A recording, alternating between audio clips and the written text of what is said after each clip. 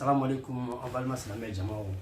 karunga aniga chika me iga dongolin barka bala chena ni wulu masate denk tege fushi o kun konna la bi ansira marcham matuguni akida do masago kuma la kwa donye fa anyo ola pour que amsega familiali sala masa na fa mu marcham mini dado la baron konna la ko nyefa awni awnge. Assalamu alaikum marcham. Wa alaikum assalam wa rahmatullahi ta'ala wa barakatuh. Marcham bi anseri mani ko belebele komi franchement na ampleur ka bon jenatigela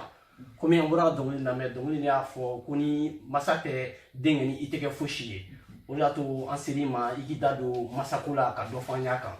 wa alhamdulillah rabbil alamin amala fo ka la wala ngi mando o te mene ko fe ka la mene kala bela jene fo ka wala fo ka barana ba chesrila o te mene ko fe ni ko bangi bagare fe jume ko ganda do bangi baga kula bangi baga ko otono o tsega fo ka se adana parce que ni ame ko jamana musore do ni ame ko président musore do ni ame ko karsakira wali du ya bora musula ni ame ko kira bawna na ulu bora musula musoya o te ko fitiniye ni muso ani bonya ga kan muso ani kolosi ka kan surtout muso jume muso mon kira sa obe ki bangi kana dunya kono ni ata galaje kalo kele o te kile kele kalo fla o te kile fla kalo kononton o te kile kononton ko konota ko toro ono degun ono toro jugu ko bela jere munyu ka kla ke bangi kana jiya kono ki toboto ka boku ka bila ka suguna ko ka bila mo mi o kan ye o to ko bangi baga ali islamia era ko na islamia era hakadi bangi baga ma wala lakira muhammad sallallahu alaihi wa alihi wa sallam ay mufaqa al jannatu ta takhda minhum mahati ako al jinabe soro bangi baga de sinkoro o fara wakati na kafiru bullagata utaragatu baw singorla korota una na fara kira ke ko al jinabe kawma al jinaide ala kira ko kawai kuma famu turo ako jien nema abe soro bangi baga koloshila ako laharan nema abe soro bangi baga koloshila nafra muso ya te fen fitiniye nafra muso ya munywe nafra muso surtout bangi baga ko te fitiniye denkeni iga passeport odi wolo bay mo ini harama dombe fen bela jene kla dugukolo sanfɛ fo fen fila ni dutigi be no na fatura na fulo to abulu tiɲɛ be kila gaide la ga me ko dutigi fatura ko mun ye barika ɲini ko ka barika kila ni den tɔw ni ɲɔgɔn cɛ wa o tɛ no i mana mɔgɔ kanu togo togo ni bana y'a tigi minɛ est ce que n'a tigi bɛ bana douleur kila ni ɲɔgɔn cɛ wa ni fɛn fila dɔrɔn ni hadamaden ta dugukolo sanfɛ n'o tɛ i bɛ fɛn o fɛn sɔrɔ i ni mɔgɔ bɛ jɛ k'a bɛɛ lajɛlen tila an ka bangebagaw n'i ye bangebaga kɔlɔsi k'a ladon wallahi billahi hali ni cɛw gosirila u tɛ se la nka n'i ye bangebaga bila kɛrɛfɛ o y'i ka ko bɛɛ lajɛlen tiɲɛni sinon ni firawuna ta ka lajɛ firawuna ye san kɛmɛ duuru ani kɔ dɔw ko san 600 ani kɔ dɔw ko firawuna y'o de kɛ a ye diɲɛ dansago bɛɛ lajɛlen kɛ mais ala ma foyi k'a la a ko ala yɛrɛ k'ale de ala ye a ko k'ale yɛrɛ ala faga yɛrɛ fana mais don min na ko wa qala anna rabbukum a'la ko ala wɛrɛ tɛ n'ale tɛ koyi ala ma foyi k'a la mais don min na firawuna ko k'a ba ma ko n ko ala ko firawuna ma kɛ ka ko bana ni woloba ye kɔnɔ ta minnu b'an bange kana diɲɛ kɔnɔ ka kɔnɔ ta kalo 1 kalo 2 kalo 3 su kɔnɔ kan tɛ sunɔgɔ tɛ farila misɛnnin dumuni mana kɛ o yɛlɛmali ka gɛlɛn a bɛ fɔɔnɔ o dɔw yɛrɛ an ka cɛkɔrɔbaw dɔw y'a fɔ an ye ko ni muso bɛ bange ka na diɲɛ kɔnɔ u ko mɛlɛkɛ 40 de bɛna jɔ a kunna ko parce que k'a waati k'a bɛ saya ni balo ni ɲɔgɔn cɛ ko kolotugu da bɛɛ la fɛn fɛn b'a farikolo la k'a bɛɛ lajɛlen bɛ bɔ ɲɔgɔn na mɔgɔ n'i ye bangebaga kɔlɔsi a ka ca ala fɛ ni bangebagaw ka duwawu farala ala ka latigɛ kan ko caman bɛ yen nɔ n'a ɲɛsir'i ma i bɛ bɔ a la ni mɔgɔ da barika la o tigi tɛ bilen ɲɛ pepewu parce que den kɛni i ka angɛrɛ fɔlɔ o ye duwawu de o ye duwawu jumɛn ye bangebaga cɛma b'a la musoma b'a la nka jumɛn de fɔra ka gɛlɛya yɛrɛ o ye musoma ye an ka bangebagaw an k'u ka hakɛ ɲini k'u ka hakɛ d'u ma an k'u ka ni bonya mun ka kan an k'o bonya k'u ye u ni kɔlɔsili mun ka kan an k'o kɔlɔsili k'u ye u ni dususuma mun ka kan an k'o dususuma k'u ye nka bi ni bangebagaw kumana fɛ an ko ne mamiri esa boralilla ni bangebaga kuma nan fe wati don ko ne pas de temps iko tanti bolo ni afi bangebaga ma kongo abli kuna shine abli bangebaga ma ngode mais shine don bi bugo juru sala lawla otel lahara koy o be kaddu ko la ko kan ala kan sawa be amin ya rabbi ne balma islamé jama Umar Buraki dadu masakula ko fanye sisan ay famnya sorola albi ametemeni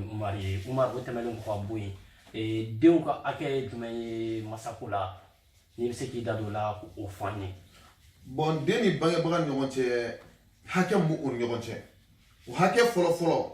bangebaga ka den marako ɲuman na ka den k'a kɔlɔsi i bɛ taa sira mun kan k'o taa sira ka diinɛ ko i bɛ n'a y'a sɔrɔ i ka taa sira mun k'o yira i den na ka tila tuguni ka tɔgɔ ɲuman d'a la tɔgɔ mun ni kɔrɔ ɲuman b'a la.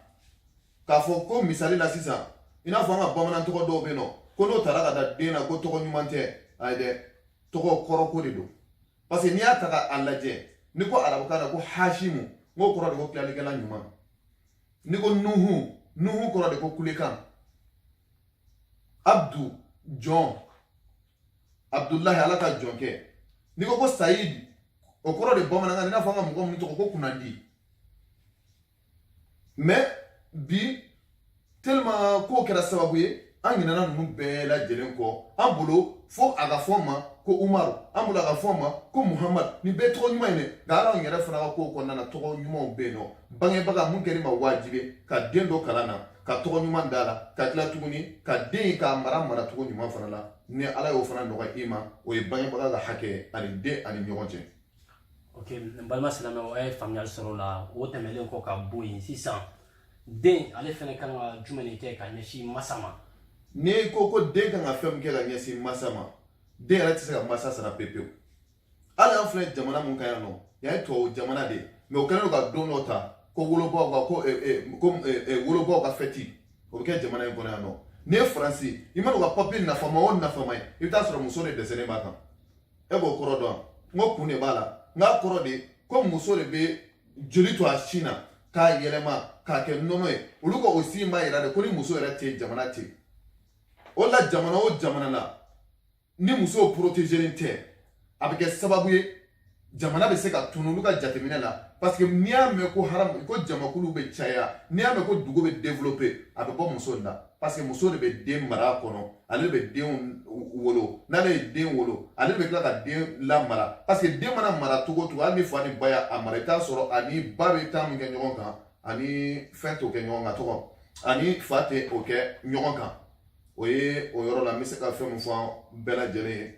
comme kuma ka gɛlɛn ni fili bɛ kuma min fana la an b'o hakɛto ɲini bɛɛ lajɛlen fɛ an b'a ɲini ala fɛ ala ka ni sababa bɛn ala k'an ka laɲini bɛɛ lajɛlen sabati. Narabi an ye kuma mɛn sisan an ye faamuyali sɔrɔ o la Umar hali bi an bɛ taa ni kuma o tɛmɛnen kɔ ka bɔ sisan cikan jumɛn b'e bolo ladilikan jumɛn b'e bolo ka se an balima lamɛnkɛjamaw ma. Ladilikan min b'e bolo n b'a lase n balima bɛɛ lajɛlen ma surtout an minnu bɛ tunga la an ka hakili to waati caman an n'an ka musokɔrɔbaw an bangebagaw an bɛ futuniw kɔrɔ n'u y'an wele telefɔni na ninnu ka ko ka ca u ye mɔgɔ tɔɔrɔ wagati bɛɛ problème a fɔ n hakili parce que i t'a sɔrɔ ale fana ɲɛ bɛ e la jigi ye e de n'a ye wele jigi suma kuma fɔ a ye parce que a ye sɛgɛn min kɛ